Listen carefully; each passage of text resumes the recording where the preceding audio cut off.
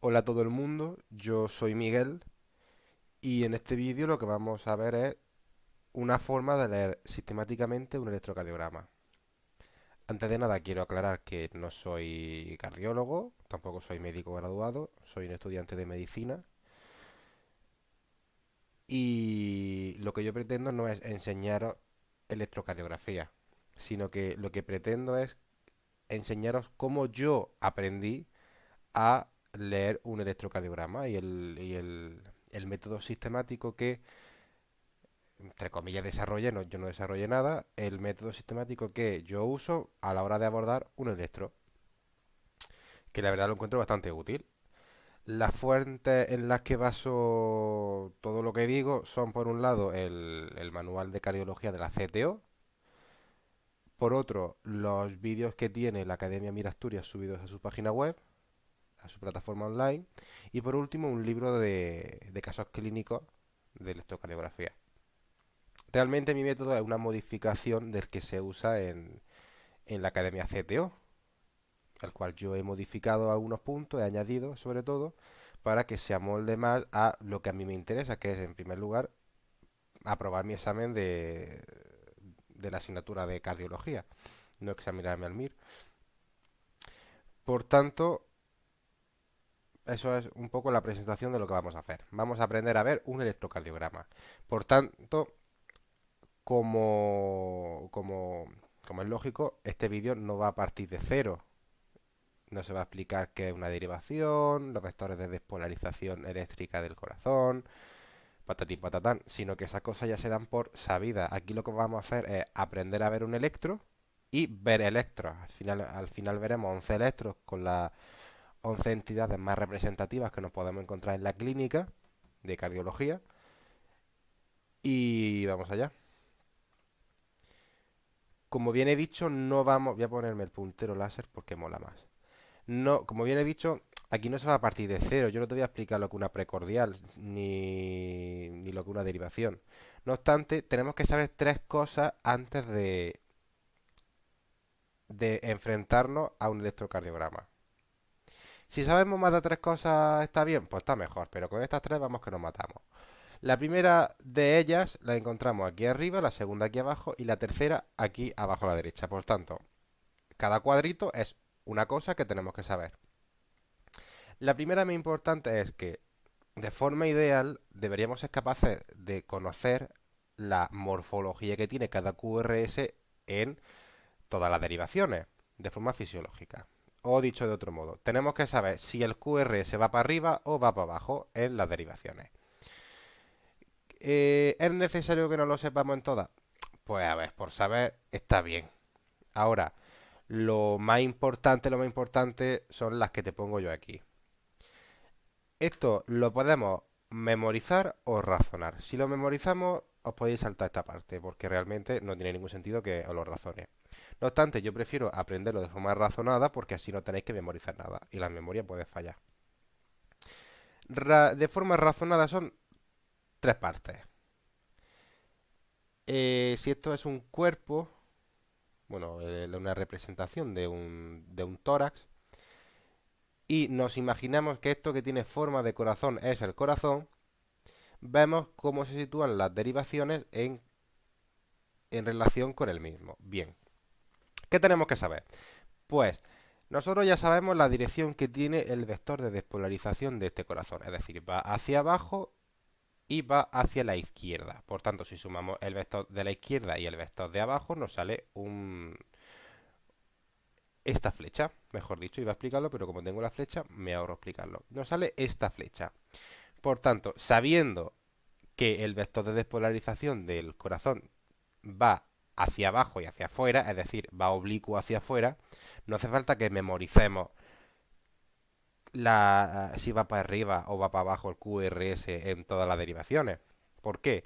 Pues porque sabiendo que las derivaciones inferiores están, como su propio nombre indica, inferiores, estas lo que van a ver es el componente descendente del vector de despolarización. Van a ver que se acerca hacia ella la despolarización.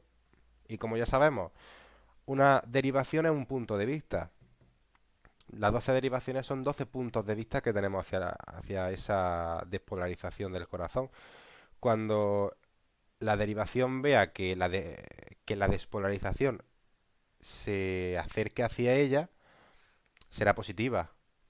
Y cuando sea viceversa, es decir, la derivación ve que la despolarización se va, será negativa. Por tanto, podemos razonar que en derivaciones inferiores el QRS va a estar para arriba, porque ven acercarse este vector. Ahora, en relación con las precordiales, vamos a hacer dos distinciones, o sea, una distinción. En primer lugar, V1 y V2, que los vamos a llamar entre nosotros, entre amigos, derivaciones, o sea, precordiales derechas.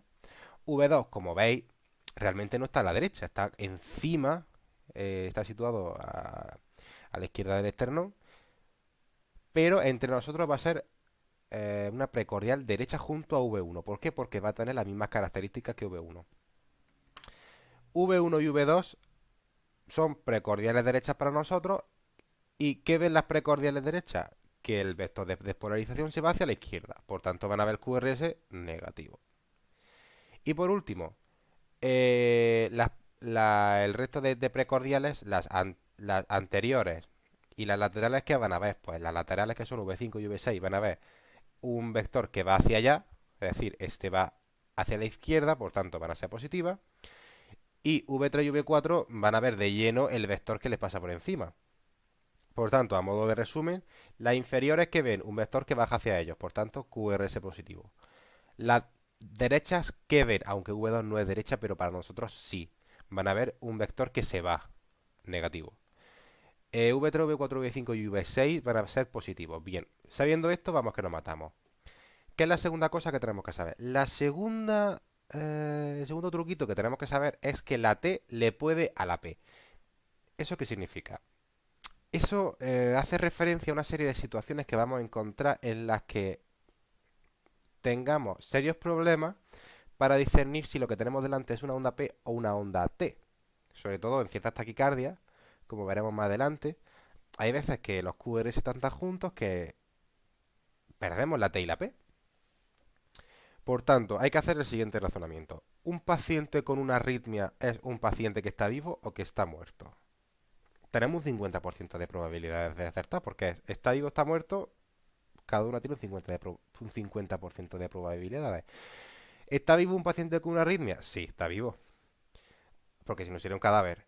Ahora, ¿ese paciente con la arritmia le late el corazón? Sí, porque está vivo. Si le late el corazón es porque su ventrículo se contrae.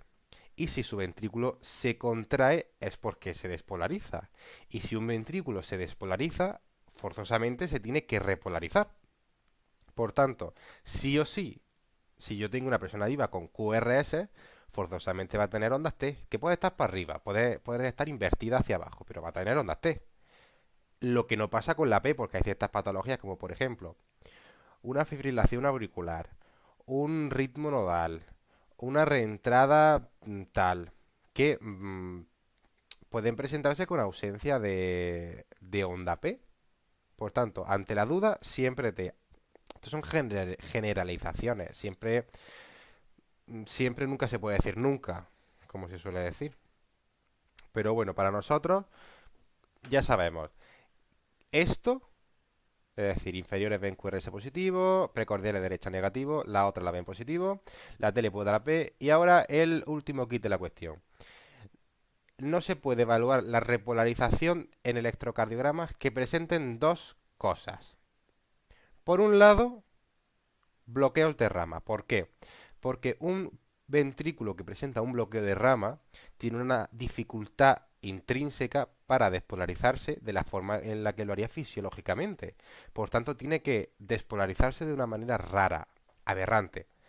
Y si se despolariza de esa forma, rara, aberrante, se va a repolarizar de una forma rara y aberrante. Por tanto, podamos encontrarnos alteraciones en el segmento ST, la onda Q, o sea, la onda Q no, en el segmento ST, la T, que no signifiquen nada, pero visualmente nos puedan parecer una cardiopatía isquémica. Por tanto, en bloqueos de rama no se evalúa la repolarización. Y por otro lado, en la hipertrofia ventricular no es que no se evalúe la repolarización, pero tenemos que saber sí o sí que un paciente con una hipertrofia es un paciente que tiene isquemia en ese miocardio hipertrófico. ¿Por qué? Porque el miocardio, como sabemos, se hipertrofia sin ir acompañado de una angiogénesis correspondiente. Tengo mucha demanda y poca oferta. Voy a tener isquemia sí o sí. Por tanto, tenemos que tener mucho cuidado a la hora de evaluar la repolarización en un ventrículo hipertrófico. Bien, este es el sistema que vamos a seguir a la hora de ver los electrodos del final, que aquí parece la verdad que es muy elaborado, no lo es tanto. Si lo escribimos en un folio, como mucho ocuparía un tercio del mismo, con la letra muy grande. Y como realmente no sería nada didáctico que yo me pusiera a hablar aquí directamente sobre el esquema, vamos a ir haciéndolo poco a poco. Por tanto, ¿qué es lo primero que vamos a ver? El punto 1. ¿Por qué? Porque somos así de lógicos. El punto 1 se llama frecuencia cardíaca. ¿Y qué podemos saber con la frecuencia cardíaca? Pues podemos saber si es normal o no normal. Fíjate, aquí no nos metemos con palabras raras, que si no sé qué, que si... Aquí sabemos si la frecuencia cardíaca es normal o no. Si es normal, paso otra cosa. Si no es normal, miro por qué no es normal. Si es por defecto, tendré una bradiarritmia y si es por exceso, tendré una taquiarritmia. Esto ya nos dice mucho. Por tanto, es muy importante hacerlo bien. ¿Qué tipo de formas tenemos para calcular el eje? Pues tenemos la forma rápida y la forma exacta. La forma rápida es la siguiente. Si sabemos que cada cuadrito pequeño son 0,4 segundos, o sea, 4 milisegundos, si multiplicamos todos los cuadritos, sabemos que cada 5 cuadros grandes es un segundo. 60 por 5 salen 13. O sea, hay que hacer unas cuentas que a nosotros nos dan un poco igual. ¿Por qué? Porque gracias a estas cuentas sabemos que si una R te coincide con una raya gorda, que es nuestro punto de partida, y la siguiente también te coincide con la siguiente raya gorda, la frecuencia cardíaca va a ser 300 latidos por minuto. Si una R, aunque aquí no coincida, lo estoy explicando sobre este electro porque solo necesito que veamos la flecha. Por tanto, si una R coincide con la raya gorda y la siguiente R del siguiente QRS coincide no con la adyacente, sino con la siguiente, la frecuencia cardíaca será 150. Otra situación, que tengamos una R que coincida con esta raya gorda y la siguiente R esté aquí, la frecuencia será 100. Así podemos ir contando cada cuántas rayas gordas se repite la R para poder saber cuál es la frecuencia cardíaca. El orden es 300, 150, 100, 75, 60. Va, leer sabemos todo. Hay un caso en el que no se puede hacer esto y es cuando el ritmo sea irregular. Cuando tengamos una fibrilación auricular, lo que tenemos que hacer es contar cuántos QRS hay en 6 segundos y después multiplicar por 10. Y esta sería la forma rápida de calcular la frecuencia cardíaca. La otra forma, que es más exacta, consiste en dividir el número de cuadritos que hay entre dos R's entre 1500. Fin. Y con eso ya te sale la frecuencia cardíaca. Es más fácil si sabemos que cada cuadro gordo, yo uso mucho la palabra gordo y grande, cada cuadro grande son 5 cuadritos pequeños. Y bien, eso sería la frecuencia cardíaca. Por tanto, con la frecuencia cardíaca que vemos, si está normal o no normal, bradiarritmia, taquiarritmia. Bien, ahora vemos el eje. El eje, como veis, está entre paréntesis. ¿Por qué? Porque por lo general no lo vamos a calcular.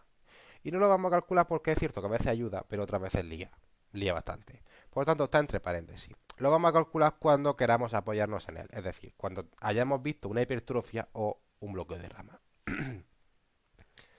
¿Qué formas tenemos de calcular el eje? La de toda la vida del señor y la pro. La de toda la vida del señor es la siguiente. Ya no la sabremos. Si nos imaginamos que esta circunferencia está aquí encima, vemos que 1 está a la izquierda, AVF está abajo, patatín patatán. Bien. ¿Cuál es el vector de despolarización que sabemos y que hemos repetido antes que tiene el corazón. Pues sabemos que tiene un componente que va hacia 1, hacia la izquierda, y un componente que va hacia VF, hacia abajo. El vector de despolarización resultante a esta suma es este azul. Por tanto, con un electrocardiograma en la mano, ¿cómo sabemos dónde está el eje? Pues tenemos que mirar para dónde va el QRS en 1 y en AVF. Si va para arriba en 1 significa que la flecha naranja va hacia 1. Si va el QRS para arriba en AVF significa que la flecha naranja va hacia AVF, por tanto, eje normal y corriente, positivo en ambos. Si encontramos que en 1 es negativo el QRS, significa que la flecha naranja no va hacia 1, sino que se va hacia 180. Los números no dan igual, esto lo podemos dibujar rápidamente con un círculo y una cruz. Si tenemos que en 1 es negativo y en AVF es positivo, el eje estará entre esto y esto. Es decir, si esto es la cabeza, esto es el brazo izquierdo y esto es el brazo derecho, pues el eje está hacia el brazo derecho. Y viceversa. La forma pro, y así sabemos calcular el eje siempre. La forma pro es la siguiente. Cuando ya hemos visto hacia dónde está el eje, hay una forma pro de saber exactamente a cuántos grados está desplazado ese eje. Solo tenemos que buscar la derivación, si la hay, en la que el QRS es isodifásico. ¿Eso qué quiere decir? Que tiene el mismo tamaño en su componente positivo y en su componente negativo. Es decir, no es solo positivo o solo negativo, sino que tienen una parte positiva, otra negativa, y ambas son del mismo tamaño. Por tanto, si vamos a imaginarnos que en 2 hemos encontrado un QRS que es isodifásico. Bueno, habrá varios. ¿Eso qué significa? Significa que el eje está en una derivación perpendicular a 2. Puede estar o a menos 30 o a 150. ¿Cómo nos decantamos por uno o por otro? Pues viendo 1 y AVF. Si vemos que está desplazado hacia la izquierda, pues ya sabemos que es 150. Si vemos que está, o sea, a la derecha, 150. Si vemos que está hacia la izquierda, pues 30. Y ese sería el eje. Por tanto, hemos visto frecuencia normal o normal, bradiarritmia, taquiarritmia, eje cuando nos da la gana. Bien, onda P. ¿Onda P qué significa? Onda P es como concepto muy abstracto. Es todo lo que se refiere a la entidad P. Es decir, si existe o no existe la onda P, que es un criterio para diagnosticar la FA, pero este emoji significa que nosotros nunca vamos a diagnosticar una FA por ausencia de onda P. Cuando digo nosotros, digo los estudiantes de medicina que nos enfrentamos al examen. ¿Por qué? Pues porque tenemos otro criterio mucho más fiable para poder diagnosticar esa FA. ¿Que es cierto que no va a tener ondas P? Es cierto que no va a tener, pero si me dan a elegir cuál voy a usar, prefiero usar el que os voy a explicar ahora después, y una vez que yo ya me haya visto que se cumple, pues miro a ver si hay una onda P. Por tanto, entidad onda P existe o no existe para una posible fibrilación auricular, y el intervalo PR. El intervalo PR, que será lo que veamos a continuación, puede estar o aumentado en un bloqueo o disminuido en una precipitación, y vamos a verlo. La onda P. ¿La onda P dónde se mira? Pues la onda P se mira en las derivaciones inferiores. ¿Por qué? Pues porque si la aurícula está arriba y el ventrículo abajo, la despolarización va de aurículas a ventrículos. Por tanto, la onda P para una derivación inferior va a ser positiva. Por eso se busca ahí, porque es más fácil. Se busca en 3 y en OVF. Con que haya una onda P en alguna de estas derivaciones, hay onda P. Bien. El intervalo PR lo que suele medir siempre es entre 5 y 3 cuadritos. Es decir, entre 0,12 y 0,20 milisegundos. Segundos, perdón. ¿Qué pasa? Que puede ser corto si existe una precipitación o puede ser largo. Es decir, puede ser corto si es menor a 3 cuadraditos o puede ser largo si es mayor a 5. Si es corto, ¿qué significa? Pues si es corto significa que muy posiblemente tenga una preexcitación, que ya sabemos lo que es, yo no lo voy a explicar. ¿Cómo vemos una preexcitación en un QRS? Pues de la siguiente forma. la parte ascendente de este QRS o bien hace como un capirote de un nazareno, de un penitente, así tipo cóncavo, o bien te hace una montaña convexa. Por tanto, la parte ascendente hace o montaña de capirote, o sea, o capirote o montaña. Lo más reconocible es cuando hace la montaña. Y la parte descendente siempre recta, plan. Porque realmente aquí no tenemos ningún tipo de vía accesoria que nos interfiera en la transmisión de la señal. Por otro lado, si el PR es largo, ¿qué significa? Que entre la P y la R hay mucho espacio. ¿Qué es la P? La despolarización de las aurículas. ¿Qué es la R? Vamos a entenderlo como contracción del ventrículo. Por tanto, entre la activación de la aurícula y la activación del ventrículo hay mucho espacio. ¿Qué deducimos de eso? Que hay un bloqueo. El bloqueo puede ser de primer, de segundo o de tercer grado. Como sabemos, solo vamos a poner tratamiento en aquellos bloqueos que sean sintomáticos y siempre vamos a poner tratamiento en un bloqueo que sea MOVID 2 o de tercer grado. Hay más criterios, pero eso es lo básico que tenemos que saber. Bien, chicos, ya hemos visto la frecuencia cardíaca, si normal, no normal, bradiarritmia, taquiarritmias, el eje cuando tengamos que calcularlo. Hemos visto la entidad onda P, si existe o no, para los bloqueos y para la excitación. Ahora, el QRS. El QRS va a ser la piedra angular de nuestro estudio del electrocardiograma. Que vamos a dividirlo en dos partes. La primera parte hace referencia a la regularidad o no de las contracciones del ventrículo, es decir, los RR.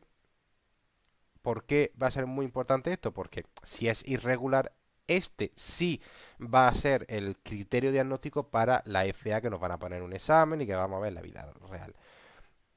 ¿Por qué? Pues porque un ventrículo arrítmico generalmente va a ser una FA, porque es de las arritmias más frecuentes y seguramente sea eso. En medicina nunca se puede asegurar nada al 100%, pero ya me entendéis. Por tanto, si yo veo un electro arrítmico, pienso inmediatamente en... O sea, si veo un electro donde las R no son regulares, pienso en fibrilación auricular sí o sí. Y ahora miro a ver si hay ondas P o no hay, que seguramente no haya. Pero ¿por qué yo no lo hago a la inversa? Miro si hay ondas P o no y después miro si es rítmico. Porque hay pacientes que están en ritmo sinusal, pero hacen un electrovibrado en el que no podemos diferenciar las ondas P.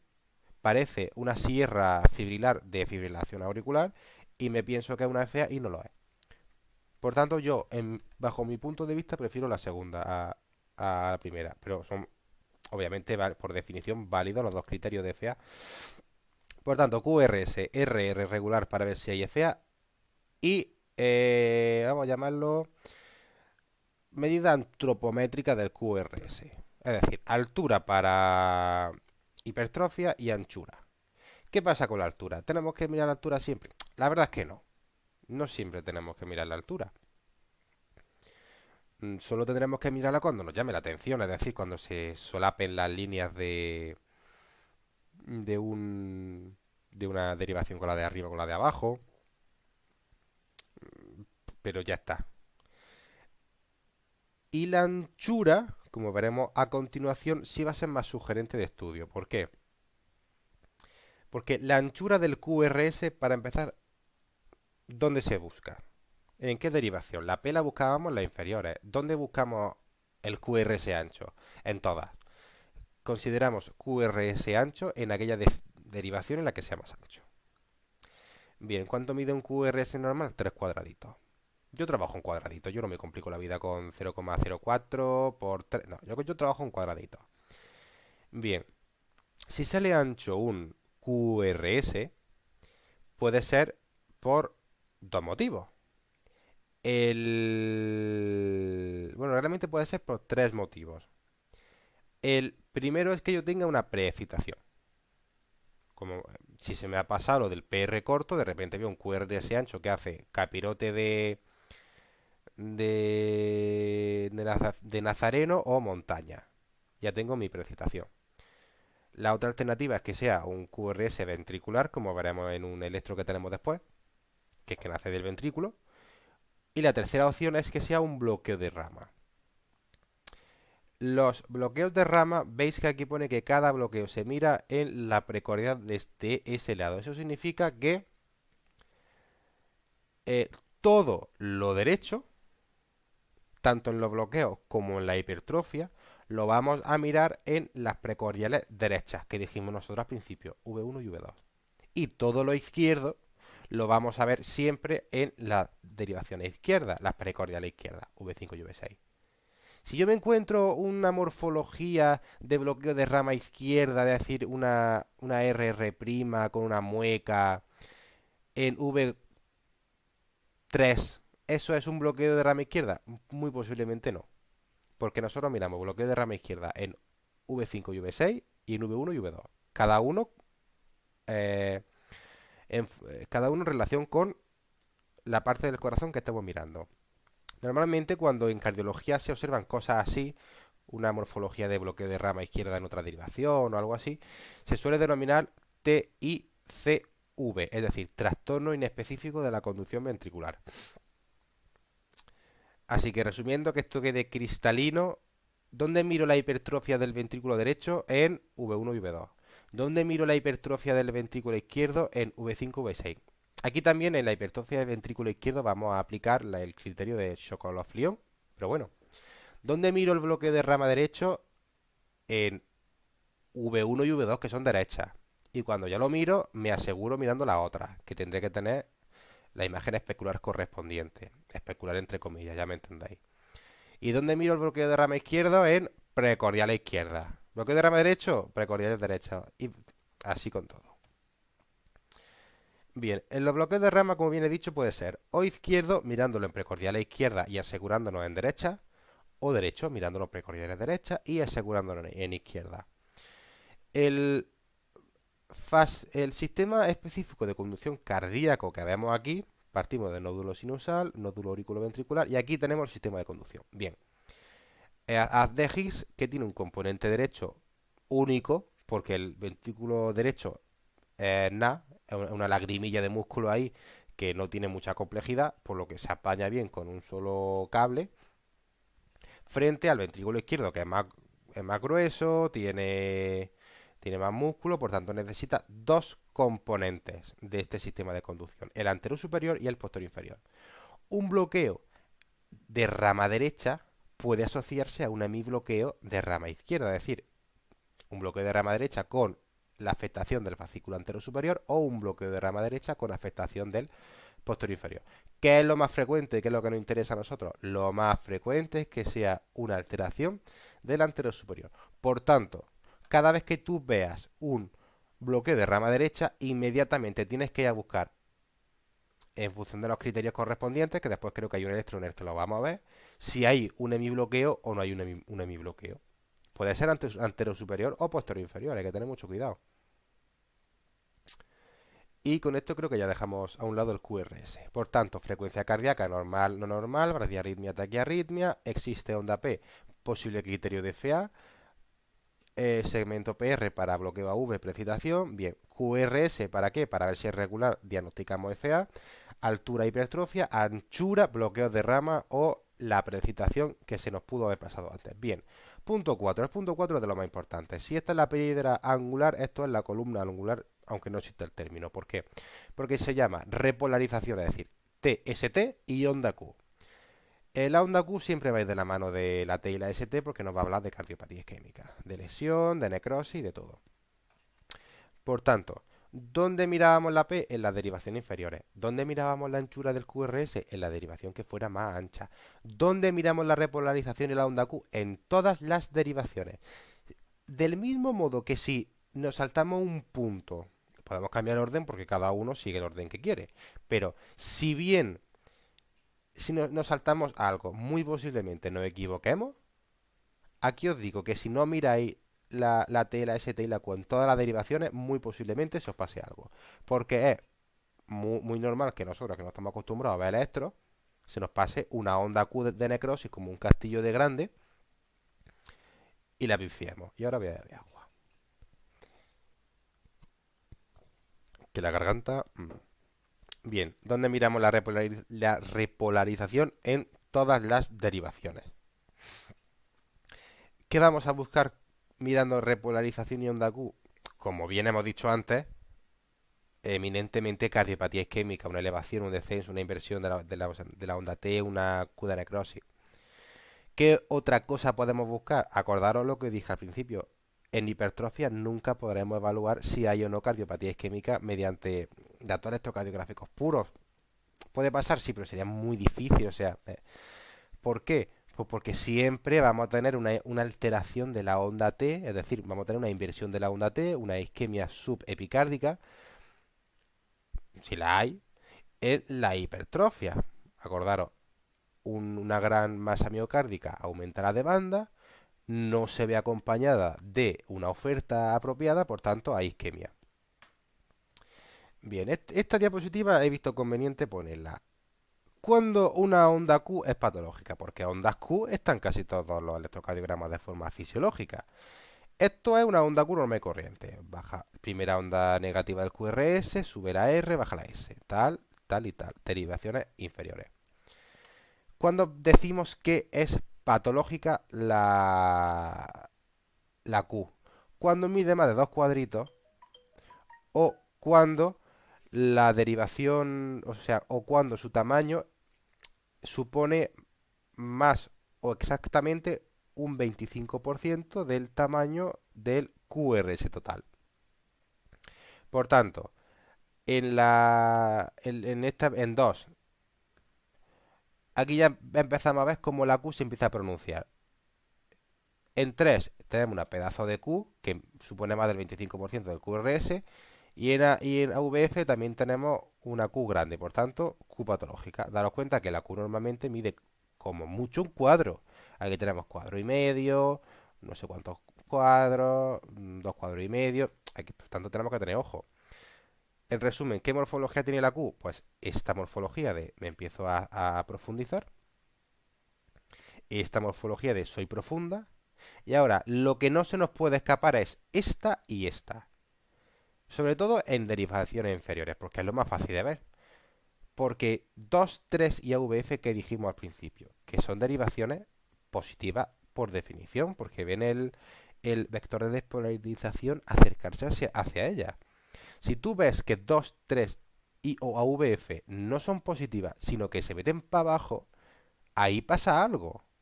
Porque no están siendo fisiológicas, están yéndose hacia abajo, con una onda Q. Es decir, esto.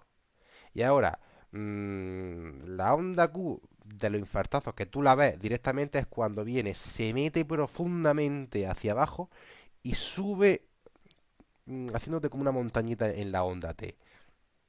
Esto ya es una Q que no se te puede pasar. Estas se te van a pasar seguro. Por eso viene el punto 5, porque estas ondas Q se te van a pasar seguro. Esta es más difícil que se te pasen, porque se ven mejor. Por tanto, frecuencia cardíaca, onda P, QRS, repolarización, muy importante en las ondas Q. Pero ¿qué pasa si estamos en el examen, estamos nerviosos, estamos agobiados? Tenemos nuestro folio aparte con el que hemos ido marcando las R para ver si son regulares, hemos contado, o sea que está todo perfecto. Llegamos al final del punto 4 y tenemos un electro de libro. Vemos que es raro, pero no sabemos por qué. ¿Qué es lo que tenemos que hacer en ese momento? Pues en ese momento lo que tenemos que hacer es el punto 5. Si yo no he encontrado nada, hago el punto 5. Y si he encontrado algo, es muy recomendable hacer el punto 5. ¿Por qué se nos ha pasado algo? ¿Cuál es el punto 5? Mirar si todo está como debería, es decir, confirmo. ¿Qué es lo que yo sé? Yo sé 3 cosas. Que la T le manda la P, que en bloqueo y en hipertrofia no puedo evaluar cardiopatía isquémica. Y lo más importante, esto, las derivaciones inferiores son positivas, las anteriores y laterales también son positivas y las inferiores son negativas. Lo más primordial que yo tengo que hacer en este punto es buscar ST, onda T y Q en estas derivaciones. Si puedo también lo miro todo de nuevo. Pero ahora yo tengo que ver si las inferiores son positivas o hay una onda Q. Si las derivaciones anteriores son positivas o laterales o hay una onda Q. Si tengo algún ST, si tengo onda T, hay veces que no hay onda T, hay una leve eminencia que realmente no es una T como tal. Por tanto, es muy importante este punto. Así que este es nuestro esquema. El esquema realmente en un folio es una chumina y ocupa nada. Lo hemos desglosado para saber qué patologías podemos encontrarnos y cómo la vamos a ir tratando y discriminando gracias a nuestro maravilloso esquema. Que repito que realmente lo de la frecuencia, la onda P, el QRS y la repolarización, esto es de la CTO. Yo he añadido el punto 5 y el punto 6 y algunas cositas de estas en cada uno, pero el eje es de la CTO. Bien, ¿qué significa otros? Otros significa que se nos puede presentar que hayamos hecho el 1, el 2, el 3, el 4, el 5, el 1, 2, el 3, el 4 de nuevo y no veamos nada. Ese momento será el momento otros, que es poco frecuente que lo vayáis a encontrar, sobre todo cara a un examen. En la vida diaria, obviamente, nos vamos a encontrar de todo. ¿Qué significa otros? Otros son manifestaciones electrocardiográficas sinopatognomónicas muy representativas de ciertas patologías. Es decir, que te buscar ondas epsilon para confirmar una displasia ritmogénica del ventrículo derecho, buscar el bloqueo parcial de rama derecha con inversión de onda T en precordiales derecha anteriores del Brugada, o también en el síndrome de Brugada tener la onda, la morfología esta como de aleta de tiburón. Ya eso ya depende de cuál sea la orientación diagnóstica en función de la clínica del paciente, que siempre nos va a dar nada una clínica. Así que, por lo general, eso es el punto otro. Bien, ¿qué os parece si ahora vemos electros, que es lo que nos interesa?